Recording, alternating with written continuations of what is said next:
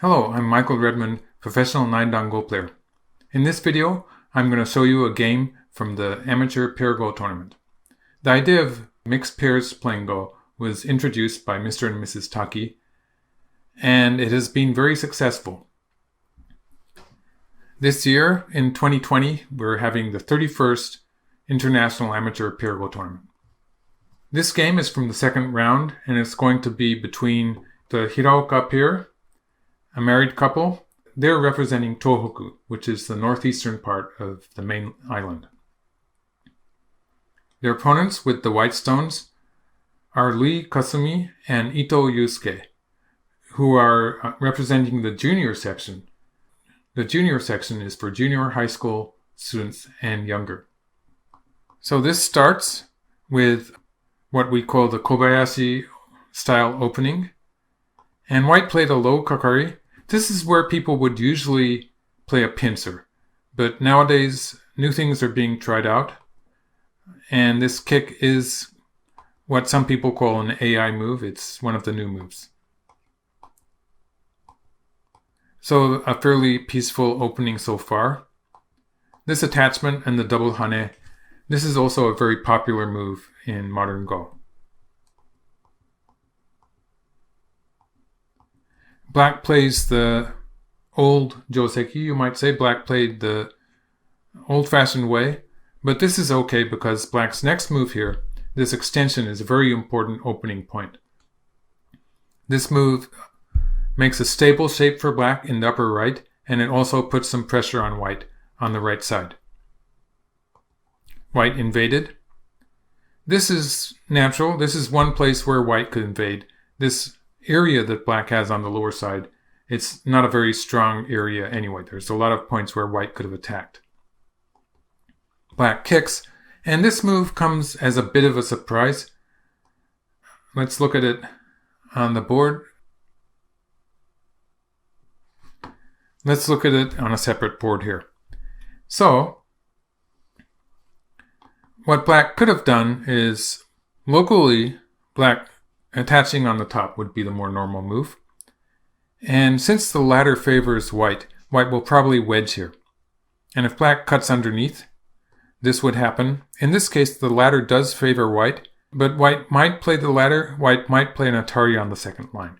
If White plays the Atari, Black will probably not connect on the third line. So this could lead to a fairly complicated fight where Black might be trying to trade to the corner. For instance, something like this would pass through my mind. This would probably be okay for Black if Black gets the corner.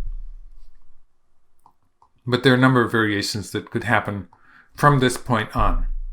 So this is one way it could have gone. Otherwise, if Black covers from above, then White would be able to live on the side with something like this. This would make it relatively, locally this was easy for White. So I would be thinking of this variation, or maybe Black could have played away and attacked White on the right side immediately. To get back to the game, after kicking here, which does make it easy for White on the lower side, it strengthens White on the lower side. Now Black attacks on the right side. And White covered here. This looks like a dangerous move. This is probably a bit of an overplay. So I will say that White should have played somehow to connect in the center of the board. So one way White could do that would be by playing here. This would be a very simple way to connect. Or White could do it this way. And eventually Black has to connect on the right. And White will be able to... Unfortunately for White, the ladder seems to favor Black, so maybe White would play something like this. This would be probably close to an even result. It looks better for White than the game did. White covered here. This is a very dangerous move. Black cuts White off first, and then plays this move. So with this move, Black is going to be able to connect to the corner or to the right side. When White plays here, now if Black answers that, White will be able to play here, And in this case, it looks like white wins the race to capture. So this is going to be all right for white. This is going to be good for white. So black connected on the side, and white moved into the corner. And this move, although it looks like the correct shape, this was a bit weak. And what white should have done is white should have played here. When white plays here, white is taking more territory, and also when black tries to stop the gap on the lower side, the way black would do it would be to play this way. White gets to cover here once, and when black plays here, white can just play away. So white would play somewhere else on the board, maybe this way. And if black again continues, white is still alive in the corner and would be able to play again once more. So this really slows black, it slows down black's attack on the corner and gives white some opportunities to play away. So going back to this point, maybe black would play away at this point, but this just gives white a better shape than the game. In the game, cutting here was black's Tetsuji. This forces white to take one stone, and white again has to play one more move, which means in this case, black has protected the lower side territory with Sente. So that was a very good tactic that black used there. So I would say the game is proceeding with a slight advantage for black. Black is trying to attack white on the lower side. This move, the normal way to continue the attack here would be to play a hane. And white will probably extend, and then black would play here. So this way of taking away white's eyes while protecting the lower side territory would be the standard way for black to continue the attack. In the game black played from above and white extended, it would have been slightly better for white to play the shape move, which is a double hane here. And black will cut. If black plays this way, then white does have an easier time playing forcing moves later. For instance, this could be forced. White might not be playing this immediately, but white has more security in these forcing moves and might even be able to play away. Like something like this would be a way white could play threatening to connect in the corner. And if black plays from above, white would be able to connect on the second line with something like this. So this would be a better way for white to play. In the game, white simply extended. This was not quite as strong a shape. So the game still seems to be going fairly well for black. And black plays this move. It turns out this move is a ladder breaking move. But I don't think it was really necessary because it would have been good enough for black simply to extend in the center. So I'm talking about black playing here, in which case black would still be putting pressure on white in the center and would focus on surrounding the right side at the same time.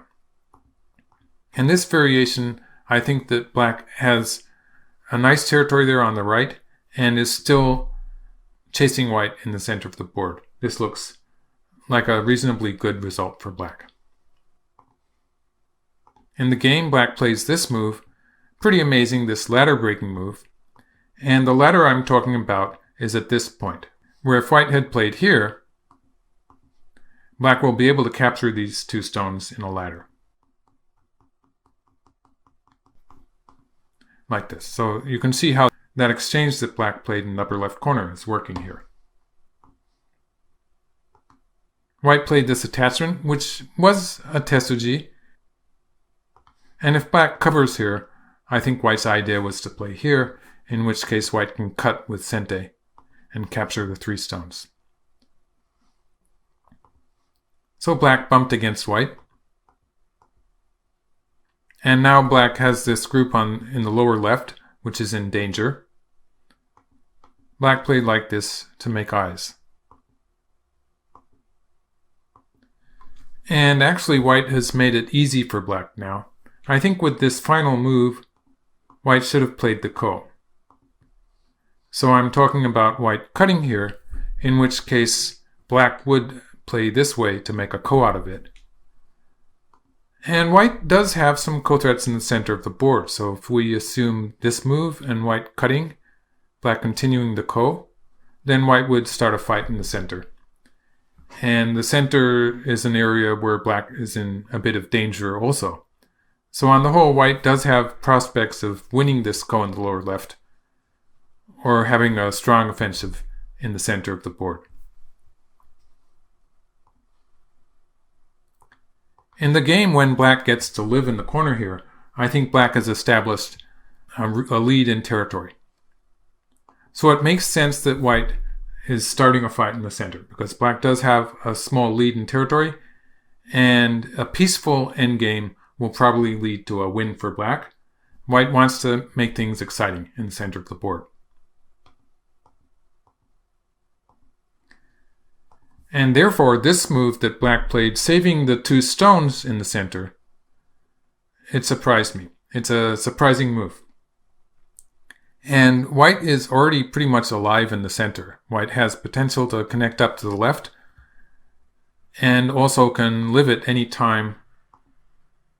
If white plays at this point, later in the game, this is going to be a living shape pretty much.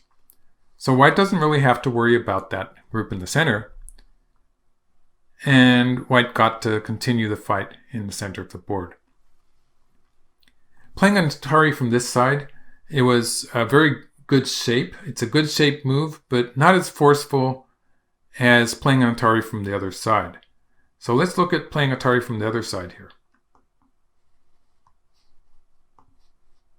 If white plays an Atari from this side, and black extends, then that will give white the opportunity to cut black off on this side.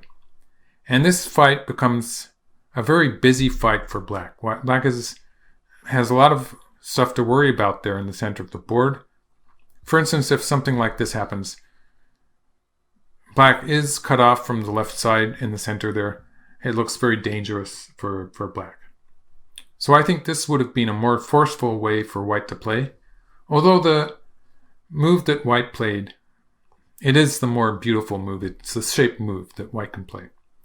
It gave black some extra time to escape on the left.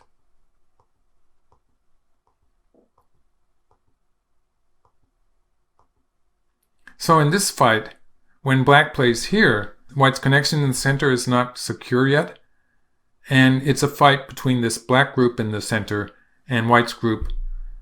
Mostly the black stones are fighting with white's group on the left here. White played the diagonal move here, and white is cutting black off, but it is still a very volatile position. And black played here. I'm going to say that this was probably the losing move. If black had played, let's take out the board here, and if black had played here, this would be putting white in danger on the lower side, and I think white has to answer this locally. So if white answers this way, this exchange, let's just go through it once more. The key move that black was trying to play was this move that fills one of white's liberties in the center of the board. So after this happens, black can continue by covering here, and already there's a snapback there. So black could play the snapback now actually, and there's a snapback if white plays here. Or black could even continue this way. This would be the stronger way to play. And if white plays here, it's going to be a snapback, and black is not losing anything at all in this case. Or if white plays on this side, black would push through here and extend. So in this case, when white plays on this side, black can play here, it's going to be a ko. In this ko, black has ko threats in the immediate area. Also, it looks like black has some ko threats, for instance, like this one, against the lower side too. So it's a dangerous ko for white, actually. The ko's on the upper side, I was talking about moves like this, which would be valid ko threats for black. on the upper side of the board too. So this ko looks promising for black.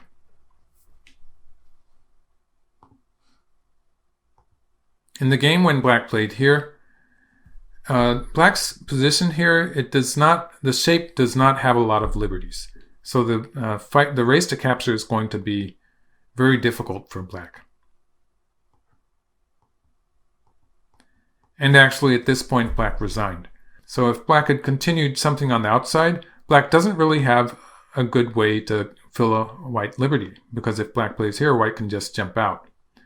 And pushing through the cut here would be a double Atari. If black plays on this side, white can still move out this way. And it's the same. White ends up extending liberties here. Looks like black can cover white up this way. The problem is that when black cannot fill a liberty here, white can simply win the race to capture this way. And white will be one move ahead. And so basically there's no way for black to capture the white group in the center, and black's group on the upper side is dead now. So the Ri and Ito pair won this game, with black resigning at this point.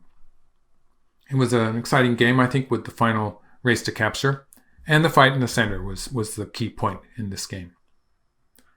Thank you for watching this video. I hope you enjoyed, and I'll be back with more. Thank you.